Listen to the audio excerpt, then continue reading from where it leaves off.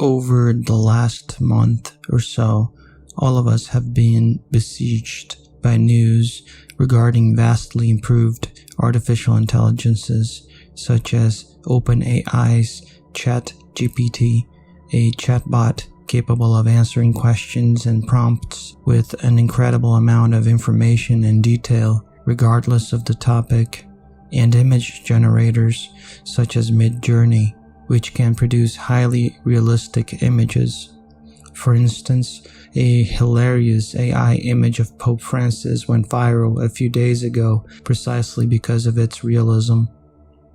Some of the most obvious concerns surrounding these technologies and others like it revolve around economic issues, such as the potential for massive job losses, academic fakery, plagiarism, and the spread of false information, which is already happening. But many commentators, including some purported insiders, claimed we might be on the cusp of something larger, like an artificial general intelligence or strong AI, which is to say, we might be getting closer to an artificial consciousness, a machine that is not only super intelligent, but has subjective experiences and thoughts of its own. On this note, a somewhat ridiculous open letter sounding the end of times alarm came out, reverberating the idea that strong AI could spell the end for our species.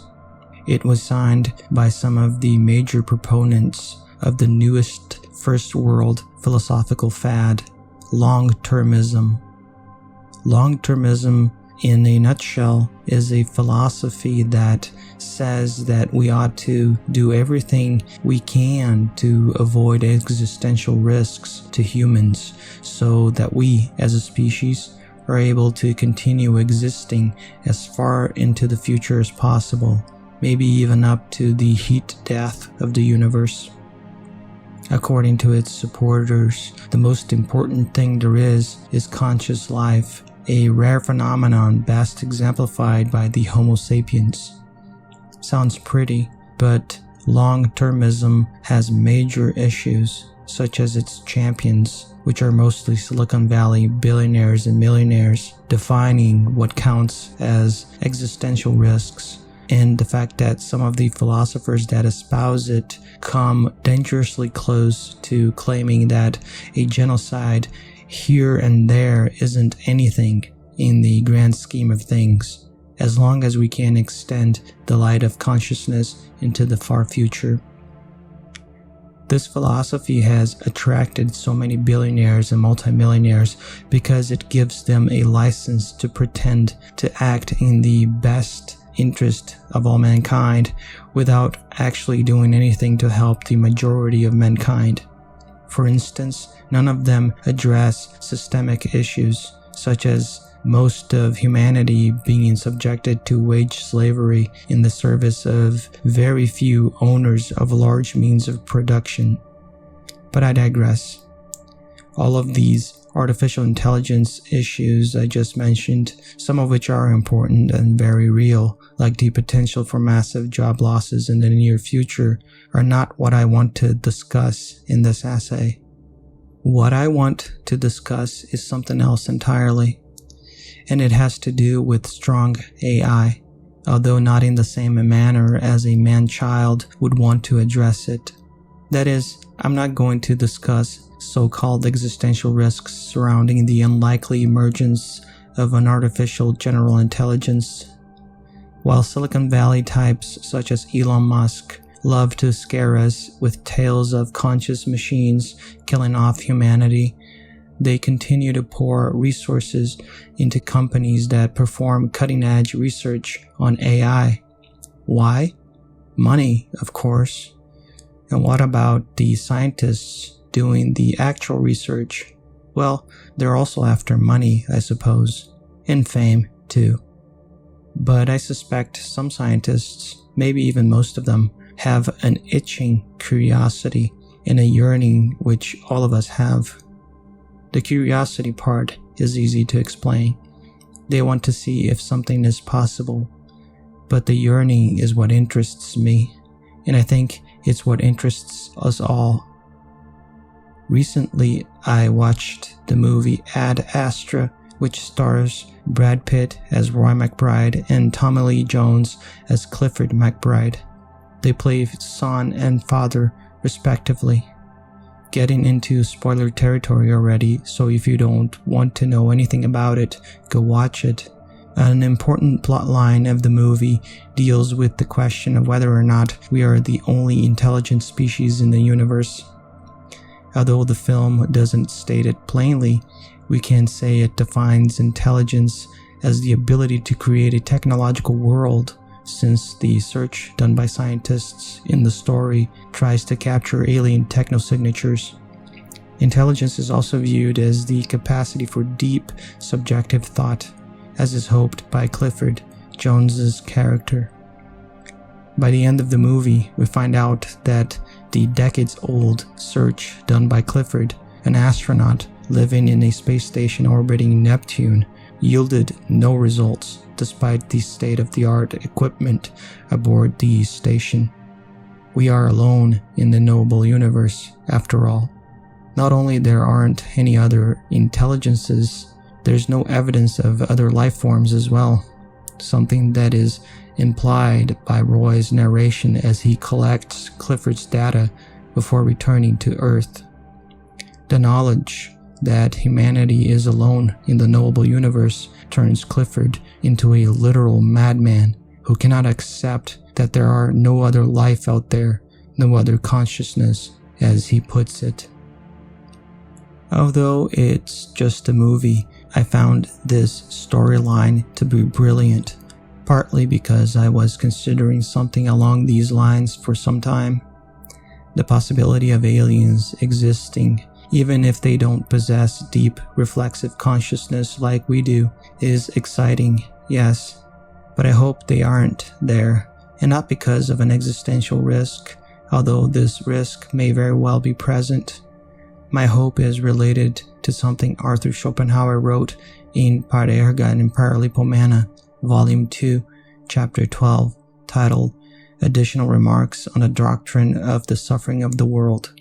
Quoting, "If we picture to ourselves roughly as far as we can the sum total of all misery, pain, and suffering of every kind on which the sun shines in its course, we shall admit that it would have been much better if it had been just as impossible for the sun to produce the phenomena of life on Earth as on the moon, and the surface of the Earth, like that of the moon, had still been in a crystalline state."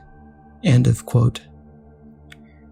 With the talk of improvements in AI and how the subject fascinates millions across the globe, it occurred to me that maybe us wanting things like conscious AI and extraterrestrials to be true might be related to something buried deep inside our minds, souls, spirit, or whatever you want to call it.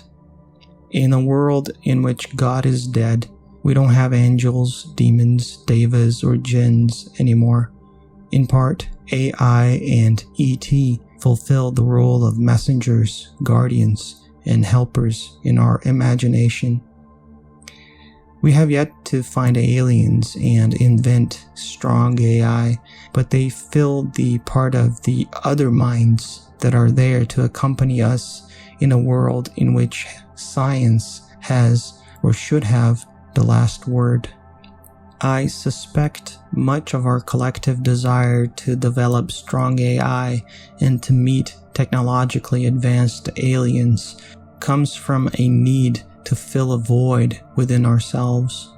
Maybe we're fascinated by the idea of conscious artificial intelligences and intelligent conscious extraterrestrials because we think they might know or at least help us figure out if there's a cosmic meaning to our existences, and because their existence could help abate our loneliness. And in the case they can't help us figuring out if there is a cosmic purpose to our lives, At least they could still provide us company in this cold and uncaring universe. One scary possibility that many aren't considering is that both artificial general intelligence and the existence of aliens could very well end up showing us that we ourselves are nothing but biological robots, and that our consciousness and sense of self are just illusions secreted by the physical apparatus of our brains. That possibility is well accepted by pessimists, but certainly not by the general population and even the highly educated. There's plenty of academics who think we are physical beings, that there's nothing metaphysical going on, but that our minds are still special in some way. That is, that there is a ghost, albeit physical, inside our machines. However, maybe we are just philosophical zombies, and the advent of artificial general intelligence or the discovery of alien life would show us this. What most of us aren't considering, though, is the possibility that it would be highly unethical to create a new form of consciousness that will have to experience the frictions of existence, as philosopher Julia Cabrera puts it. These frictions aren't just related to the physical pain that animals, including humans, experience because of their biology.